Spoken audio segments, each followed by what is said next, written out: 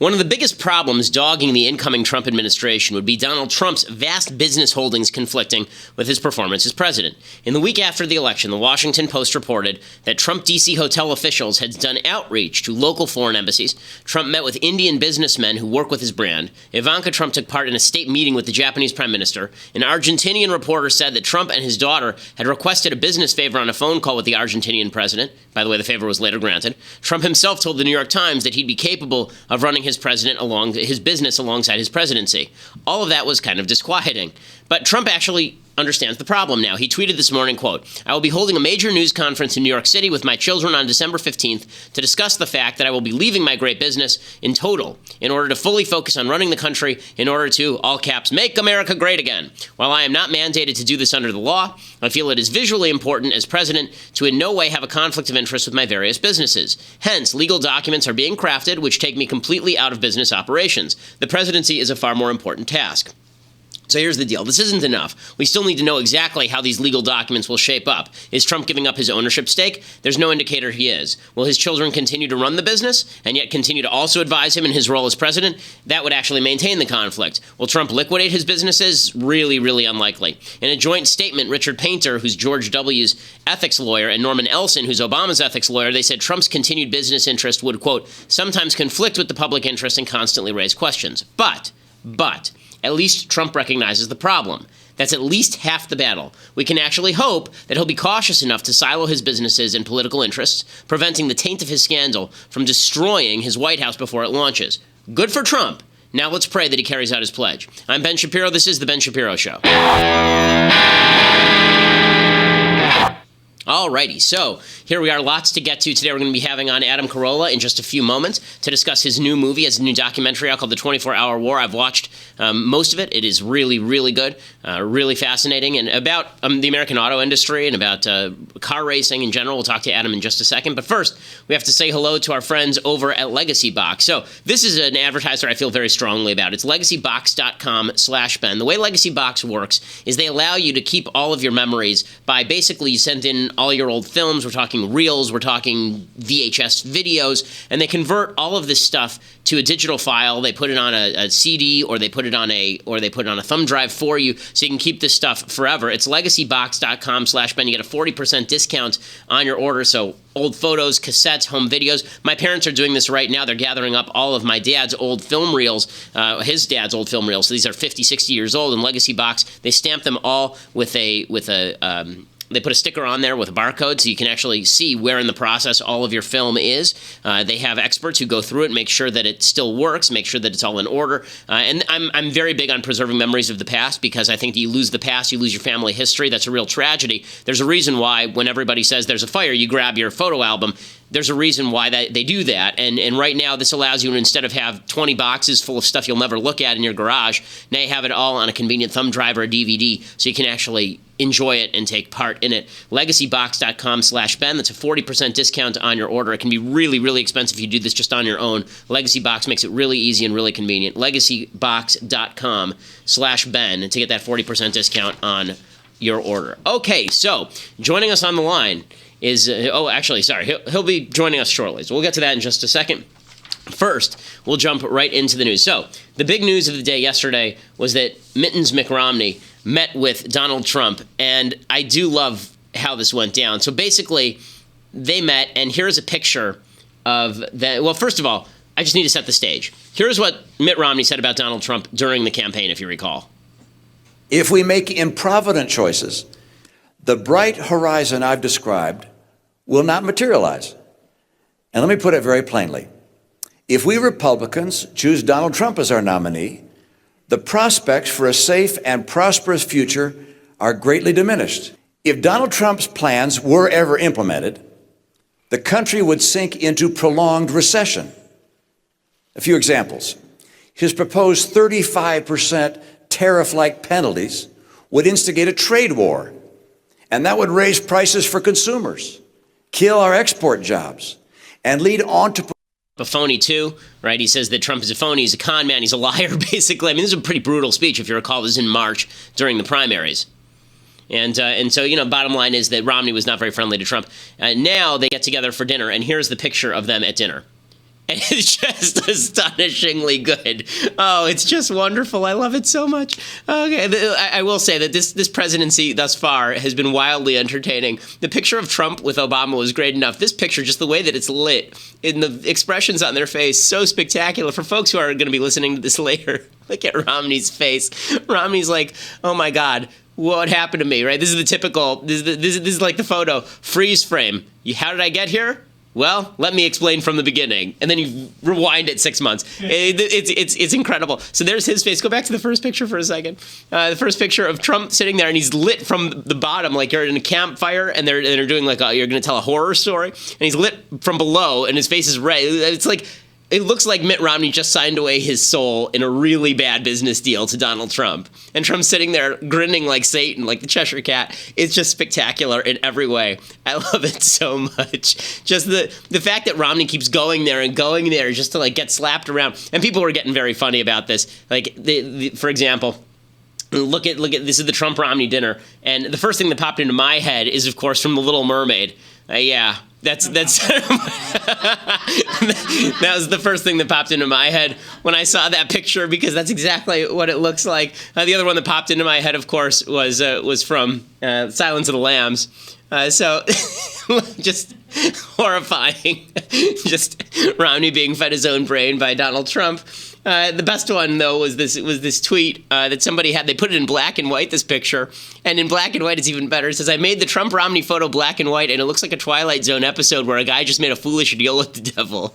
And that, of course, is exactly right. It's so spectacular. Oh, my goodness. So good. The one that's making the rounds a lot is this one.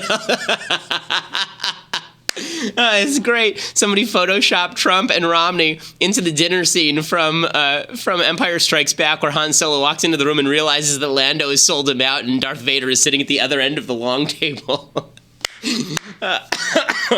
And it is pretty amazing. It is pretty amazing. It is also worth noting, by the way, that remember when Donald Trump ran as a blue-collar working-class hero? You remember that? And now he's worth worth $10 billion. Mitt Romney's a $100 millionaire. And here's what their menu was the other night. This is the menu. It's a 3-star Michelin-rated restaurant called what's this stupid? It's called Jean Georges. Jean Georges is what it's called. Jean George, as I like to call it. And here was the actual menu. Quote, the appetizer was young garlic soup with thyme and sautéed frog legs. Next, they had diverse scallops with caramelized cauliflower and a caper raisin emulsion.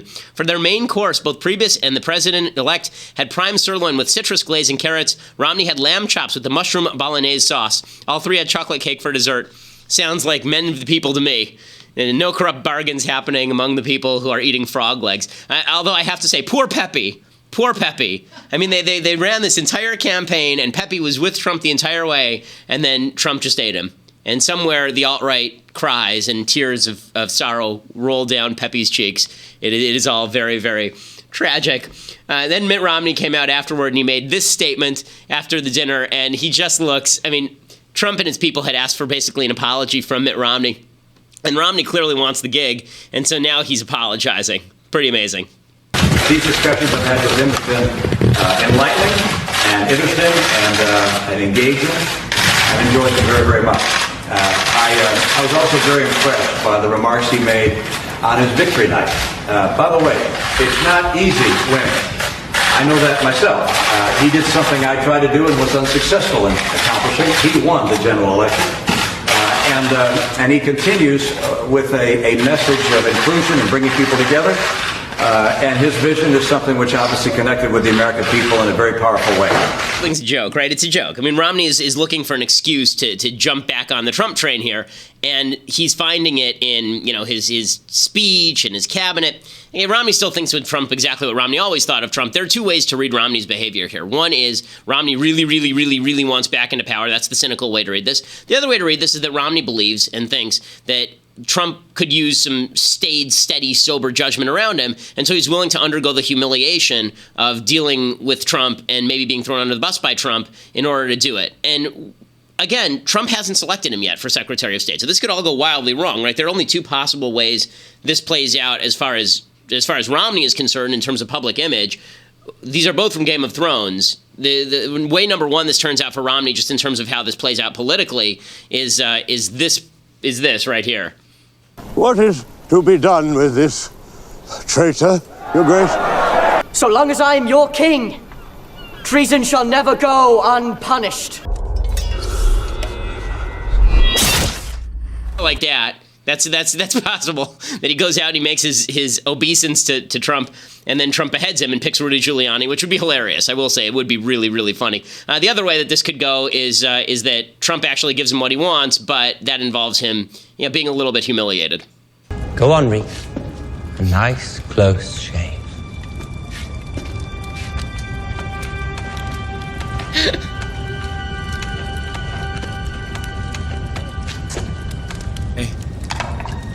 It could go Reek, right? It could be Reek. In reality, the truth is a lot of this stuff is overplayed. Trump likes to play reality TV. It is reality TV. It's very entertaining, I will admit that. And I have all of my Bachelorette outtakes for when he actually makes this call, because the Bachelorette outtakes will fit Giuliani or Romney. One of the two will be sobbing in a car about how they were so deeply in love and then they were left at the altar. But in reality, is Trump playing this right? Trump is playing this about as well as he could have played this, really. I mean, he's making Romney look foolish. He's making Romney look like he has to bend the knee to him. And then, if he actually picks Romney, it's a brilliant move politically because it looks like he's getting over his own pettiness about Romney in order to stock his cabinet with people who are good. And if he doesn't pick Romney, well, then he's done what a lot of people expected him to do on his own side, in his own base, and he stomped Romney in the face. And he's going to get a lot of credit for that from his own base. So he's in a no-lose situation. Romney played along, I assume, out of patriotism and a sense of duty, but it could have also been out of ego. Both are possible. But it is fascinating to watch. This sort of stuff typically is not done in front of the cameras, and yet Trump is doing it all in front of the cameras, which is going to make for a very, very entertaining 4 years. Meanwhile, Trump is being given a lot of credit for this, for Carrier keeping a bunch of jobs. So Carrier is an air conditioner manufacturer, and they just announced they're going to keep 1,000 jobs in Indiana. And I want to talk about this in a pretty serious way, because I think that a lot of people are ignoring the real story here. And that's a problem. So a lot of people are immediately celebrating the fact that Trump kept jobs in America. That's great. Okay, that's wonderful, except for that's not the actual story. Lots of people can use the government to keep jobs in a particular place. Barack Obama used the power of government, the threat of the pitchforks and torches, to leverage the banks to do things that he wanted. Barack Obama was able to make the auto companies come on bended knee to him in order so that he could get them to do what he wanted by threatening them. The bottom line here is not the 1,000 jobs saved. The bottom line is what we still don't know, which is what did Trump do to get Carrier to keep its jobs there? So a lot of people are saying we shouldn't even ask the question. We should just sort of accept what it is. We should just sort of take it how it is. No big problem, no big issue. At least he kept the jobs here. That in and of itself is wonderful. And that would be okay, except for the fact that how you use the government is really the issue for me, not necessarily the outcome. You can always keep a company here. Listen, if I were in charge of the federal government, pick a company in America. I could keep it here just by paying them a lot of money. I could bribe a company to stay here, or alternatively, I could threaten that company in order to make them stay here, right? The power of the presidency is vast. The power of the federal government is vast. The question is, what did Trump do in order to ensure that Carrier would stay? So here's what we know. We don't know anything, really, because Trump has not announced what the deal was. Mike Pence is the governor of Indiana. He's the one really offering the incentives because he's still governor of Indiana. Carrier is located in Indiana. So we still have to figure out exactly what Pence offered, and this does make a difference. Here's what we know, or at least the little that we do know. According to the New York Times, United Technologies, which is the owner of Carrier, is among the country's biggest military contractors, producing engines for the Pentagon's most advanced fighter jets, receiving more than $5 billion annually from the federal government. That equals 10% of the company's revenue. So there's the idea that perhaps Trump said, we'll have the Defense Department cut our contracts to you if you move those jobs. Okay, that's bad. That's bad. That's the government leveraging businesses into making bad business decisions through threat. Right? Not getting the best deal for the American people, because presumably the reason that they're contracting with United Technologies is because United Technologies provides the best service at the best price. Here's what we know courtesy of CNBC. Quote, while terms of the deal are not yet clear, the sources indicated there were new incentives on offer from the state of Indiana, where Pence is governor, that helped clear a path for the agreement.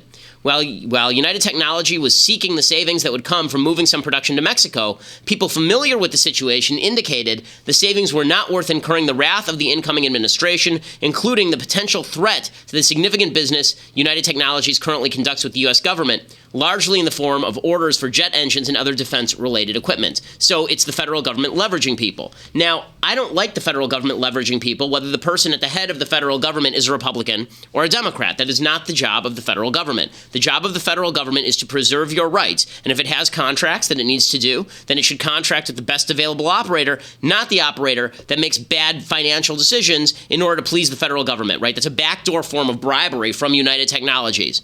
And by the way, this also sets up a pretty bad precedent. A company says, we're going to move 2,000 jobs to Mexico, and then they wait for Trump to come in with an oodle of cash and just dump it on them. Okay, this is not particularly a rip on Trump. It's a rip on the policies that are bad.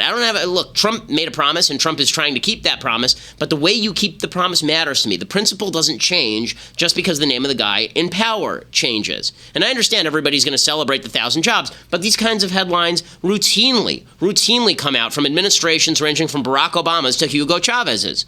The question isn't whether Carrier keeps the 1,000 jobs in Indiana. The question is why they kept the 1,000 jobs in Indiana. If Carrier kept the 1,000 jobs in Indiana, if they kept the 1,000 jobs in Indiana because Donald Trump was pursuing positive economic policies that benefit everyone, and they say in expectation of lower taxes and in expectation of loosened regulations, we've decided that we're going to keep the jobs here, wonderful. All credit to Trump. If they say we're keeping the 1,000 jobs here because Donald Trump bribed us or because Donald Trump threatened us, that's not something that I'm cool with. And as a conservative, you shouldn't be cool with that either, because that's just using government to pick winners and losers. And as I am fond of saying, I'm old enough to remember when we thought that was bad, when Obama did it with green jobs and stimulus packages and auto bailouts and bank threats.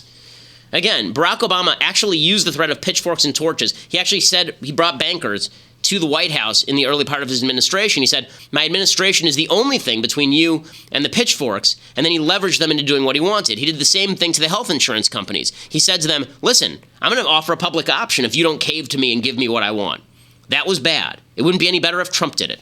Okay, Hugo Chavez used to do this. Hugo Chavez actually had a show, the Venezuelan socialist dictator. He actually had a show in Venezuela, and it was called Hello, President. That was the name of the show. It was a full-day show. He would literally go on camera at like 8 in the morning on Sundays all the way to like 6 in the evenings. And the producer of the show would explain this way. He said, the president decides everything. It's his show. It was called Hello, President because people would call in, but it became like the lottery. Everyone looking to get a job, a house or something. Chavez would literally give jobs to people on the air. People would call and say, I don't have a job. Chavez would say, I'll give you a job. Look at my magnificence. The only way he could give a job, of course, was to take a job away from somebody else or to take money away from somebody else. You know, this is the definition of the swamp. Okay, when people talk about the swamp needs to be drained and crony capitalism, this is the definition of it, and it doesn't become good just because our guys are doing it. So before we get too excited about the Carrier decides to keep 1,000 jobs in the United States headline, let's find out how it was done. If the headline said, Solyndra decides to keep 1,000 jobs in the United States thanks to Obama promises, we'd all be saying, wait a second, that's bribery. You can't do that. Again, consistency in principle. I know people get upset with consistency in principle. I know people get very upset with the idea that we're going to hold everybody to the same standard or that we're going to mandate that Donald Trump actually act in accordance with conservatism. But the fact is that if we don't hold him accountable for his sins, then who are we going to hold him accountable to? Like, who's going to be accountable? The way that you hold presidents accountable is making them accountable for their behavior. So I hope that Trump reveals his plan, and his plan is get rid of regulations, get rid of taxation, lower the corporate tax rate. That's why Carrier kept the jobs. If that happens, I will celebrate louder and longer than anyone, because that will be excellent Trump. Not good Trump, excellent Trump. But if this was just another crony capitalist payoff to Carrier so that he could have his headline in his moment in the sun where he said that he kept Carrier there with its 1,000 jobs, that's a bunch of crap. And it's crap whether a Democrat does it, and it's crap whether there's a Republican that does it, okay? These things do not change just because the name at the top of the ticket changes, the name in the White House changes. The minute you sacrifice principle for political convenience, the principle no longer matters. It no longer matters. So before you celebrate headlines, let's look for the actual content of the story. Right? For example, I'm willing to give Trump the benefit of the doubt right now on is he going to separate from his business? He's going to have to fill that out with content. If the content is, my kids will run the business and they'll also advise me in the White House, the conflict still exists. If he separates off and his kids run the business and they have nothing to do at the White House, good for him. I'll be cheering because I want his presidency to be a success. I want him to govern like Ronald Reagan. I would love to see it. I would love to be wrong about him. I would. But we have to call out bad things when we see them, and we can't just say that they're good if they're not. Right? We actually have to see evidence of good. We just have to see evidence of good. That's all. And this whole idea, Steve Bannon has said this, we're going to create a 50-year dominance based on big government spending and Obama stimulus packages.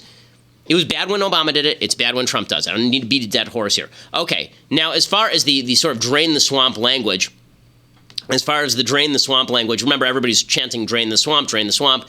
Let's go through some of the picks that Trump has made. We're still waiting on Secretary of State.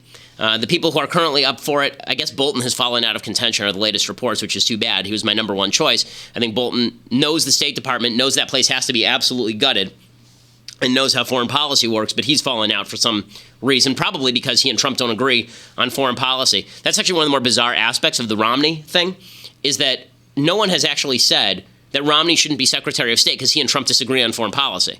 And they do, right? Romney was super anti-Russian. Trump was very, very pro-Russian during the campaign. They really disagree on this stuff. The only real criticism has been that Romney ripped Trump during the primaries. But in any case, I guess it's down to like Corker and Romney and Giuliani. Those are the ones, and Petraeus are the ones that they're discussing. All big names of the people who are left. Romney and Petraeus would probably be at the top of my list. Probably Romney at the top of the list, then Petraeus, then Giuliani, and then Corker. Corker would be the worst of all of them. If he's picked, I'll explain why. But some of the other picks that Trump has made, these are pretty typical establishment Republican picks. He actually just picked a bunch of Democrats. To staff out his administration. It isn't quite draining the swamp. And we'll explain all of those things if you go to dailywire.com right now and subscribe. There's plenty more to come here on the show. Got to talk about the persecution of Christians that is being attempted by the left media, which is really insane. They're attacking now the Gaines family, these home builders on TV. We'll talk about that. I have a lot to say about that. We have some pretty awesome things I hate coming up, plus some Bible talk. So lots coming up here on the Ben Shapiro Show. Go to dailywire.com to subscribe. $8 a month gets you a subscription. Annual subscription gets you a free copy of my novel signed. Plus, there are lots of goodies coming up. Tomorrow's the mailbag. You get to be part of the mailbag if you're a subscriber, and you get to be part of the largest podcast, the largest conservative podcast in the United States.